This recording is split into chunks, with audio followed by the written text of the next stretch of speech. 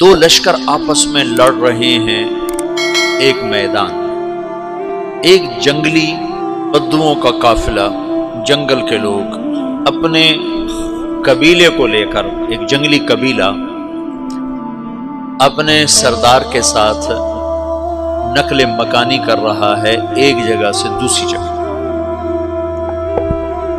اللہ کا نظام کہ یہ لوگ چلتے چلتے چلتے اس وادی میں پہنچ گئے جہاں جنگ ہو رہی ہے، دو لشکر آپس میں لڑ رہے ہیں۔ جب یہ وہاں پہنچتے ہیں تو ایک لشکر کے قدم اکھڑ رہے ہیں اور دوسرا غالب آ رہا ہے۔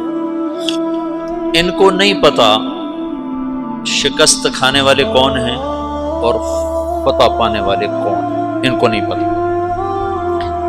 اس جنگلی قبیلے کے سردار کا نام بھی تغرل ہے، تغرل۔ تو یہ سردار کہتا ہے جو شکست کھا رہے ہیں ان کی مدد کرو، کچھ پتہ نہیں کون ہے، کہتا جو شکست کھا رہے ہیں ان کی مدد کرو۔ تو 400 وحشی جنگلیوں نے فاتح لشکر کے پیچھے حملہ کر دیا۔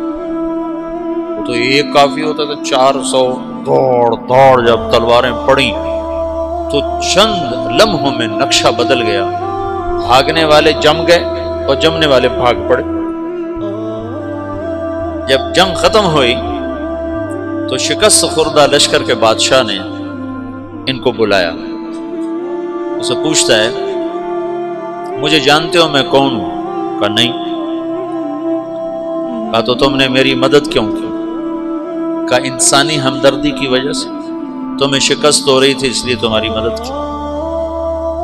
اور اس نے اپنا تعارف کرایا، میں ہوں سلیمان سلجوقی ترکی کا بادشاہ۔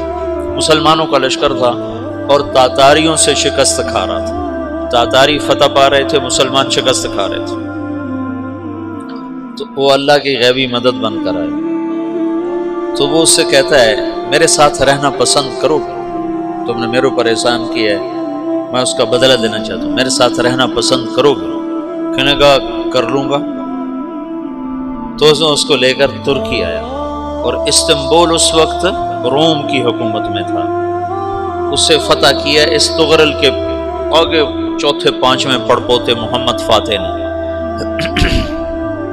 تو یہ استنبول ہے، یہ ترکی ہے، بیچ میں ایک چھوٹا سمندر ہے، یہاں ایک جاگیر ہے۔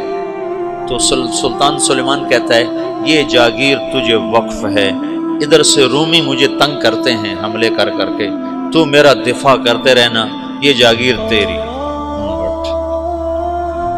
اس جاگیر پہ اس نے اپنے قافلے کو آباد کر دیا، اپنے قبیلے کو، اور ایک چھوٹی سی حکومت بنا لی، جو ایک صوبہ سمجھو سلیمان سلجوقی کا، وہ ایک چھوٹا سا صوبہ ہے۔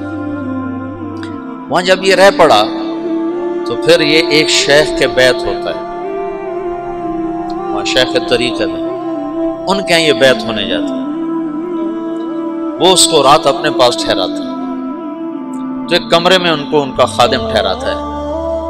یہ جب کمرے میں جاتا ہے تو سامنے دیوار میں تاکچے پر قرآن پڑا ہوا ہے۔ تو یہ تغرل بیگ کہتا ہے یہ کیا ہے، یہ کیا ہے؟ تو وہ خادم کہتا ہے یہ کتاب اللہ ہے، قرآن ہے۔ وہ اس کو وہاں چھوڑ کے باہر چلا جاتا ہے۔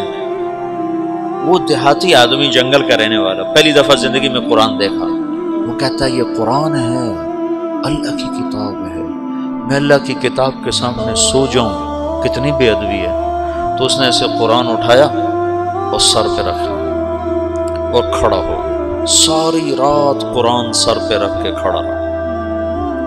رات کے پچھلے پہر اس کو خواب آیا،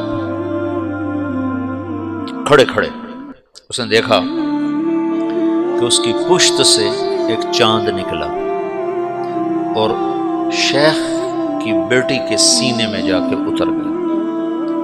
پھر اس لڑکی کے سینے سے ایک درخت نکلا جو پھیلتے پھیلتے پھیلتے 3 بر اعظم پہ چھا گیا، افریقہ پر، یورپ پر، ایشیا پر۔ پھر اس کی آنکھ کھل گئی، وہ کھڑا ہوا ہے۔ تو اس نے صبح یہ خواب اپنے شیخ کو سنایا، تو انہوں نے اپنی بیٹی اس کے نکاح میں دی تھی۔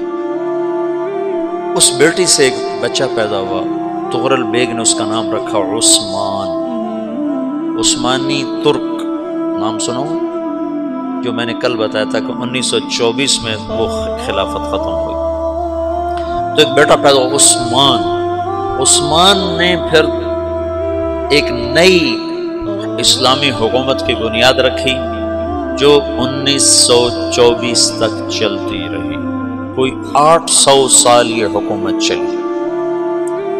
تو حکومت کا شیرازہ بکھرا لیکن پھر جڑ جاتا تھا، اور وہ قرن اول والا جوڑ کبھی نہ پیدا ہوا، ٹکڑے بن گئے۔ ان ٹکڑوں میں اللہ لوگ پیدا کرتا رہا۔